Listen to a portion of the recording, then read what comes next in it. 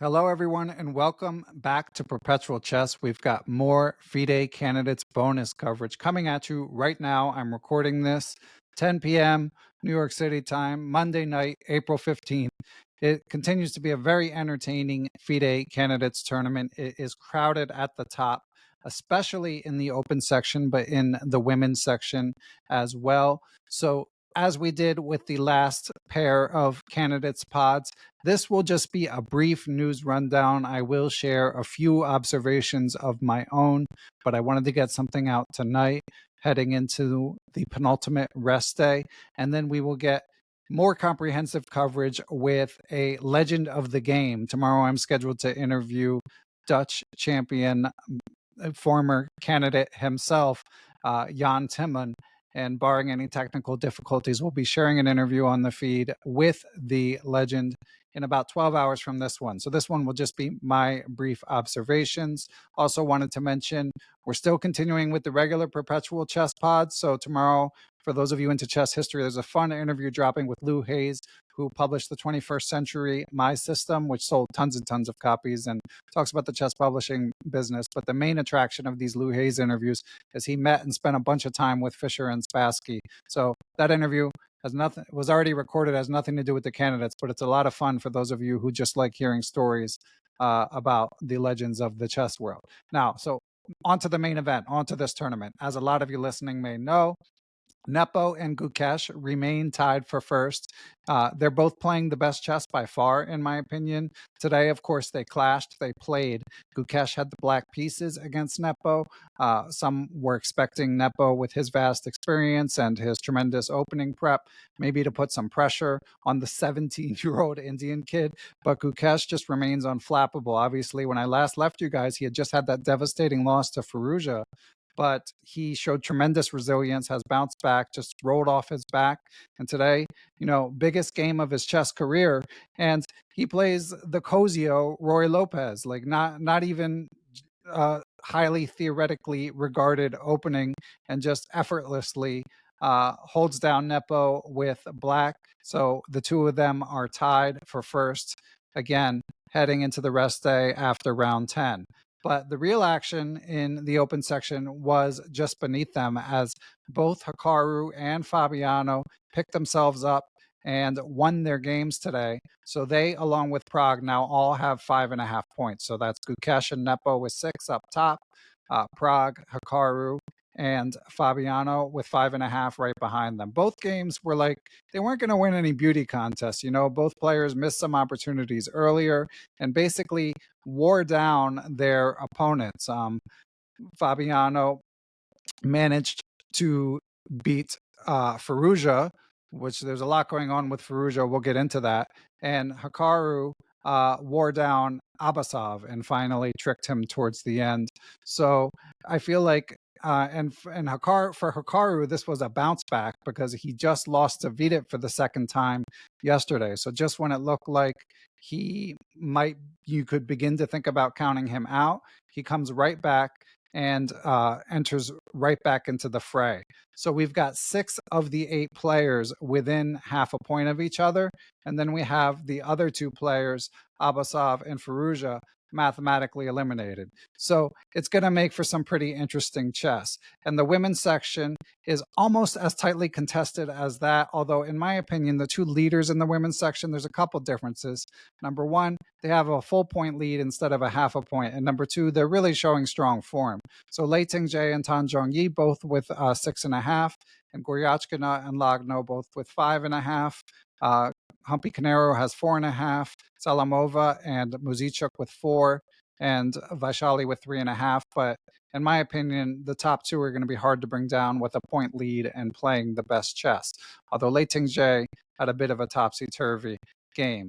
Now, in the open section, just to give you a bit more data, I wanted to give a shout out to Caleb Weatherall on Chess Reddit, who's been updating his ELO-based model. Win probabilities when you combine the priors of their ratings with their updated scores. So Nepo's around 31%, according to a model like this, Gukesh 24, Fabiano 16, Naka 15, Prague 9.8, Vidit 2.1, which he's only a point back. Firouzja and Abasov, again, with 0% chance at this point. And shout out to Chess by the Numbers, who had not yet updated his model at the time I started recording this, but did share that I believe it was a 36% chance of tiebreak at this point. There's a very good chance that come April 22nd, we'll be pretty entertained with free chess, bonus chess. So the drama continues to unfold. So we've got a rest day coming tomorrow. And then the day after the rest day, of the 6 people in contention in the Open, they all play each other. Abasov plays Firouzja. Both of them are kind of licking their wounds at this point. But meanwhile, we've got a lot of tangles that could shake things up at the top. So it's been a lot of fun. Like I said, today I felt like fatigue is starting to creep in a little bit, but setting up to be a very entertaining final 4 rounds of the FIDE Candidates. A few other observations to share as the tournament continues to take shape. These are just my opinions, but to me, Gukesh, relative to expectations going in, Gukesh has been the most impressive. To have a setback like he did against Firouzja and to bounce back like that, and then today to just like effortlessly hold off Nepo, again, major props to him. It seems like no moment is too big for him, even at 17 years of age. He has this preternatural cool. So you can't discount him at this point. He seems like he belongs here. As I mentioned, players are starting to look tired. Again, we do have a rest day tomorrow, so that could make a difference. But we're also reaching a point in the tournament where the players who are eliminated, it's not just like I'm having a bad tournament and I can hope to play well and have a miracle. The miracle's already gone. So it's going to be even more challenging, I think, for them to play level-headed chess, which again could lead to shakeups in the standings. Obviously, with Firouzja in particular, with all that's going on, there's a lot that could happen. So I guess we might as well briefly touch on the Firouzja story. So they're already calling it Shoegate, even though there already was a Shoegate. Only in the chess world could there be multiple Shoegates within less than a year. But this one, I'm fairly sympathetic to FIDE from the information I have gathered. There's a lot of stuff on Chess Reddit. Shout out to them as always if anyone wants to dig deeper. But basically, the long and short of it is during round 9, an arbiter came up, the chief arbiter came up to Firouzja and asked for him to try to walk more quietly. And Firouzja complained about this after the round. No one noticed it really during the round, but after the round, Firouzja took to Twitter and tweeted, "Shameful action by the chief arbiter Margatis towards me during the game. Middle of the game, in the most intense moment when I was walking during Jan's move, he came up to me and told me not to walk anymore because my shoe is making noise on the floor." And then he continued, "He told me not to walk and bring new shoes for tomorrow, but I have the formal shoe that is approved and I'm wearing it for more than 1 year. This was a big distraction for me during the game and I completely lost my focus. I told one of the organizer this arbiter needs to be punished. Honestly, all these unprofessional things are happening to me in almost every tournament and it's really taking me to the point of execution," or something like that. But the arbiter gave an interview to Chess.com's Mike Klein, gave a very reasonable explanation, explained that Abasov himself had complained to him about the noise, so it was kind of unavoidable. And he had noticed it even prior to that.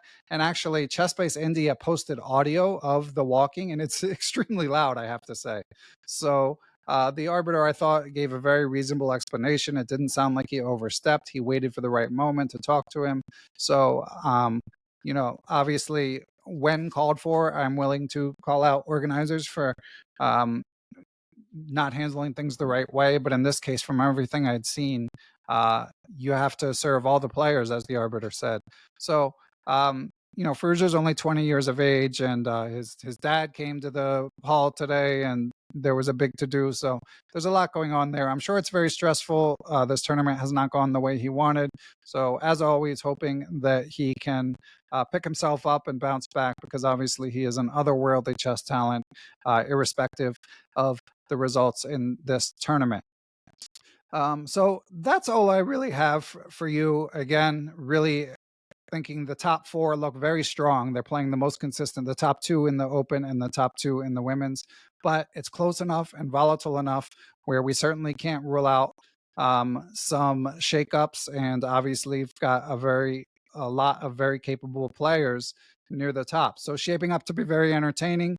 The programming plan for Perpetual Chess is we will be back with more coverage on Friday. I'm not sure yet if I'm going to do it in like one the night before and one Thursday night and one Friday day, or whether I will just wait and drop something on Friday. But my next interview after Jan Timman about the candidates is on Friday, hoping to corral Mike Klein himself, who's been involved in all this drama. So yeah, I hope you guys are enjoying it. If you haven't been tuning in regularly yet, you certainly want to keep an eye on the standings because things are shaping up. I was worried after the last rest day that Nepo was going to win in a walk, but after yesterday's long game with Abasov like heroically defending a tough end game to hang on, he kept the tournament in balance, and now it's wide open. So should be entertaining. Again, be back tomorrow with an interview with Jan Timman. Catch you all then.